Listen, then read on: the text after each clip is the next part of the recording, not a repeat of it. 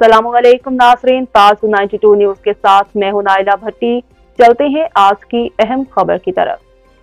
कराची मलीर में बल्दियाती इंतखाबात के दूसरे मरहले के इनेकाद के मौका पर डिप्टी कमिश्नर और डिस्ट्रिक्ट रिटर्निंग ऑफिसर जिला मलीर इरफान सलाम मीरवानी की ज़ेर सदारत अहम इजलास में SSP मलीर सैयद इरफान बहादुर, पाकिस्तान रेंजर्स मलीर के तमाम विंग्स के नुमाइंदे, commander 42 wing lieutenant colonel Irtaza Haider, SSP Malir investigation Arab Mahar, SSP Malir traffic Azam Chamali, administrator जिला council Karachi Noor Hasan Jokhia, municipal commissioner DMC Malir Anisur Rehman Sial, कायम मुकाम district health officer Malir doctor Vijay Kumar, district manager PPHI महकमा एजुकेशन के DOs सराजुद्दीन मेमन और सिकंदर गबोल और जिला मलीर के तमाम रिटर्निंग और तमाम असिस्टेंट रिटर्निंग ऑफिसरान समेत दीगर मुतल्लिका रेवेन्यू और पुलिस अफसरान ने शिरकत की। डिप्टी कमिश्नर और DRO मलीर की तरफ से इजलास में रिटर्निंग अफसरान और कानून नाफज करने वाले इदारों को 15 जनवरी 2023 को इलेक्शन के दिन सिक्योरिटी के सख्त इंतजाम करने का हुक्म दिया गया और सिक्योरिटी इदारों को पुरअमन इलेक्शन के इनेकाद के लिए तमाम मुमकिन वसाइल बरोए कार लाने की हिदायत जारी की। उन्होंने कहा, आज़ादाना हक की राय दही